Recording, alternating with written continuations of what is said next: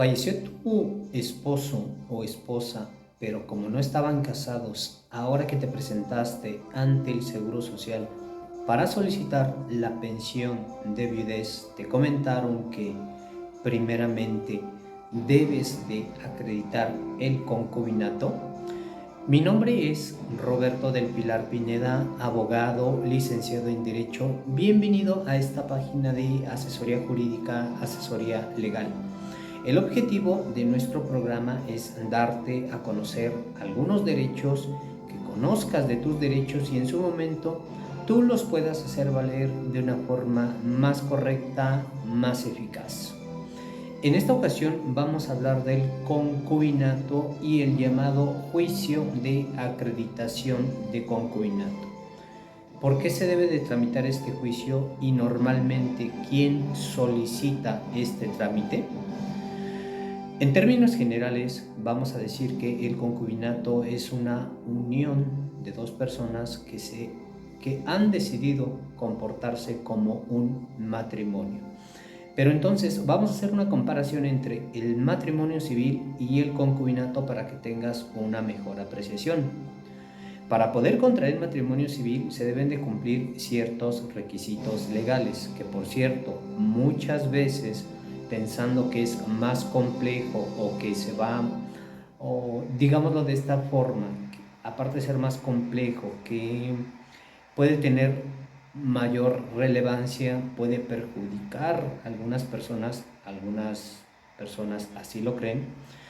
Para poder contraer matrimonio civil, las personas deben de ser mayores de 18 años, estar solteros, libres de matrimonio y sin impedimento para poder contraer matrimonio.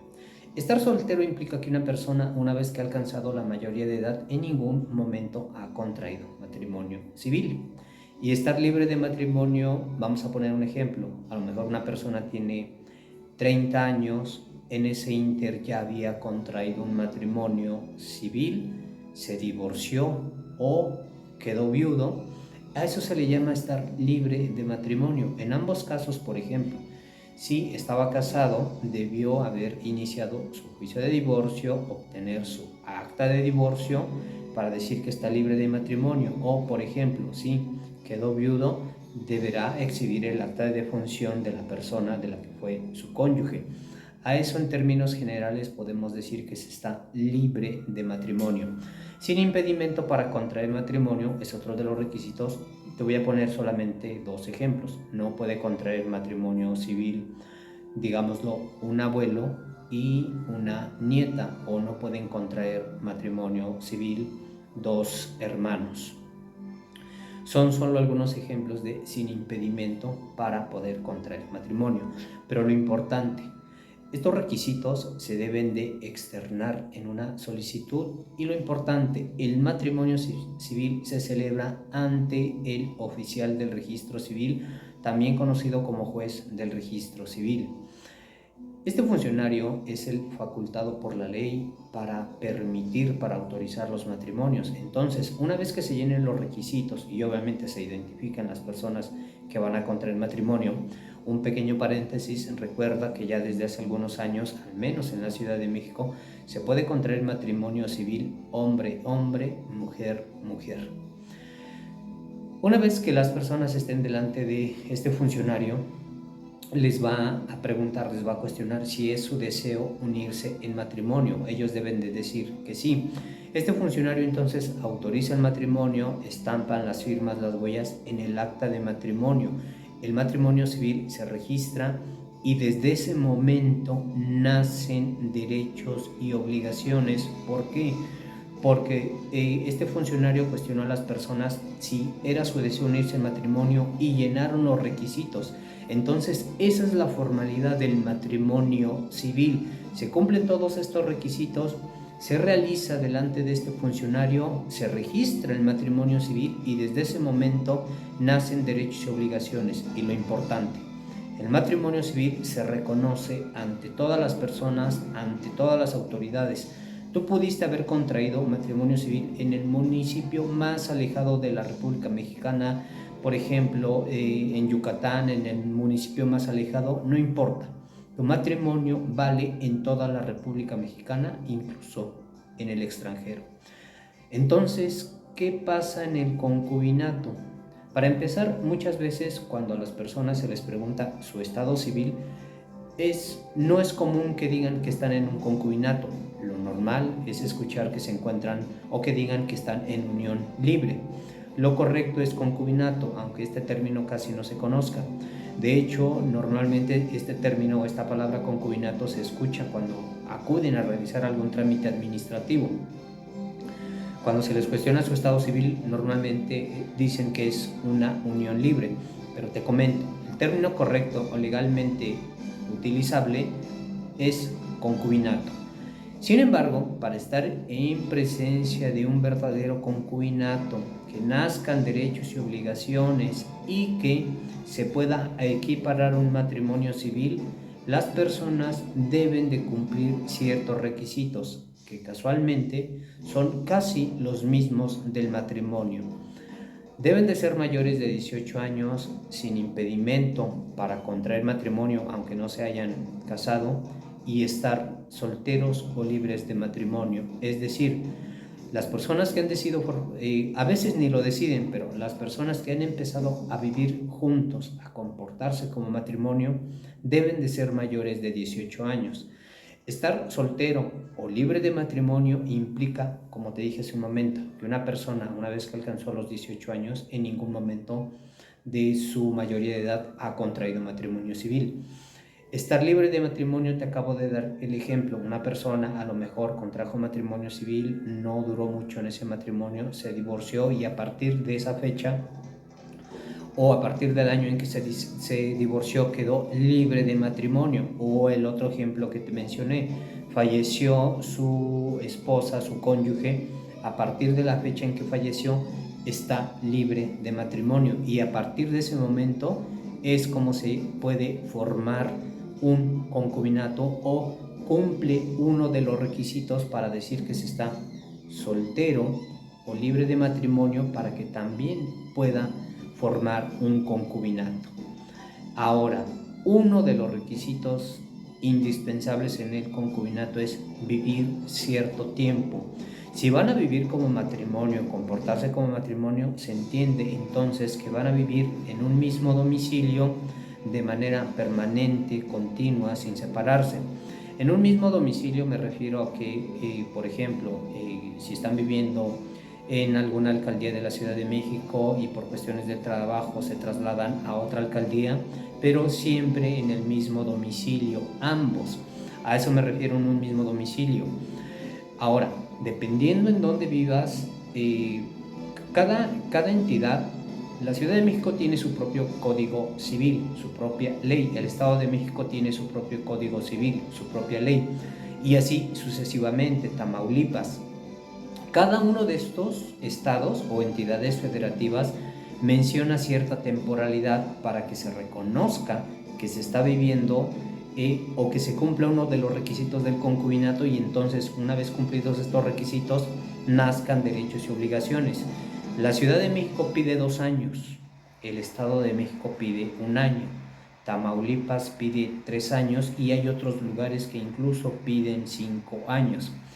Este tiempo normalmente se debe de cubrir cuando están solteros sin hijos, porque, por ejemplo, si en la Ciudad de México a lo mejor llevan habitando 1 año y medio y en ese inter nace un hijo, esto hace entonces que se cumpla uno de los requisitos del concubinato, la temporalidad sin llegar a los 2 años. Entonces, si ya te diste cuenta, para estar en presencia de un verdadero concubinato deben de estar solteros, libres de matrimonio, sin impedimento para contraer matrimonio, mayores de 18 años y estar habitando cierto tiempo juntos. Una vez que se cumplan estos requisitos, entonces estamos en presencia de un concubinato, no antes. Entonces, una vez que se cumplan estos requisitos, nacen derechos y obligaciones muy parecidos al matrimonio. Cuando tú contraes matrimonio civil, desde el momento en que se celebra, como te dije en el ejemplo que di hace un momento, Desde el momento en que se contrae matrimonio civil, nacen derechos y obligaciones, nacen derechos alimentarios, nacen derechos sucesorios. Desde ese momento se reconoce ese matrimonio, el matrimonio se registra, tú puedes hacer valer tu matrimonio ante todas las autoridades. Por ejemplo, a lo mejor hoy contrajiste matrimonio y al día siguiente con tu acta puedes ir a tu trabajo y decir que quieres dar como beneficiaria a tu esposa, o acudes al Seguro Social y das de alta a tu esposa, a tu cónyuge, que sería lo correcto, para decir que la nombras como beneficiaria o como derechohabiente del Seguro Social. En el concubinato muchas veces no vas a tener un documento que diga que estás en un concubinato. Muchas veces se tiene que llegar a un momento en que, por ejemplo, acudes a cierto lugar para que te digan: necesitamos un acta en donde diga que tú eres concubino o concubina de la otra persona. Entonces toma esto en cuenta, muchas veces no se tiene un documento legal certero para decir que se está en un concubinato. Entonces, ¿qué pasa cuando una persona que estaba trabajando fallece, como lo dije al inicio del video, y la otra persona, la que subsiste, ya sea la mujer o el hombre, acude al centro de trabajo para mencionar o preguntar si tiene algún derecho? Cuando le preguntan quién es, si dice que es esposa, le van a pedir el acta de matrimonio, y cuando esta persona mencione que no estaba casada civilmente con esta persona, entonces le van a mencionar que tiene que exhibir su acta o sentencia de concubinato. Entonces es cuando necesariamente se tiene que tramitar el llamado juicio de acreditación de concubinato. Este juicio se tramita ante el llamado juez familiar. Normalmente o coloquialmente se le conoce como una demanda de acreditación de concubinato. Tiene otro nombre un poquito más técnico, más correcto. Es una jurisdicción voluntaria de acreditación de concubinato o información testimonial de acreditación de concubinato. Sin embargo, aquí lo importante que sepas es que es por escrito, se tiene que tramitar ante el juez familiar, normalmente así se le conoce, y es un procedimiento en donde se le va a pedir al juez, bueno, tú le vas a demostrar al juez y le vas a solicitar que se acredite o que reconozca un concubinato que sostuviste con la persona que falleció.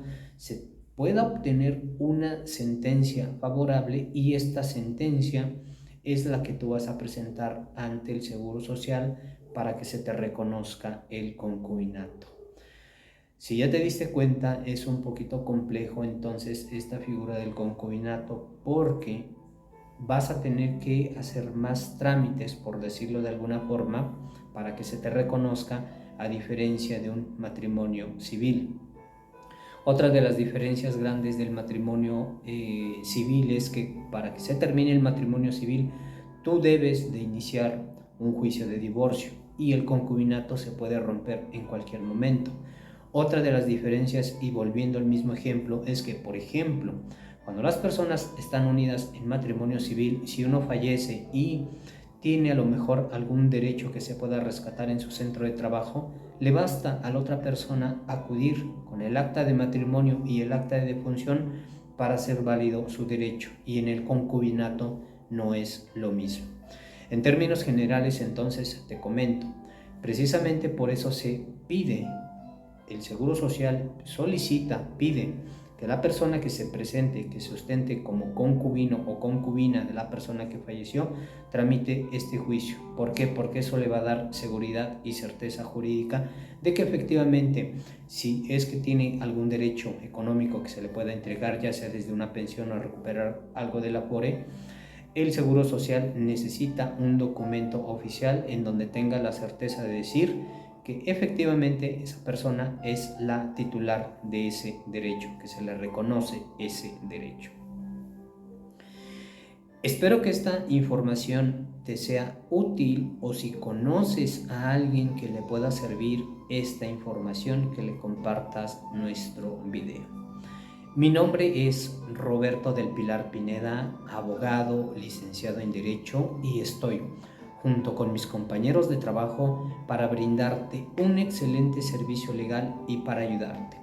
Nuestros servicios los brindamos en la Ciudad de México y en el Estado de México. En la descripción del video te dejamos nuestros datos. Envíanos un mensaje por WhatsApp para agendar asesoría. Te quiero agradecer por ver este video.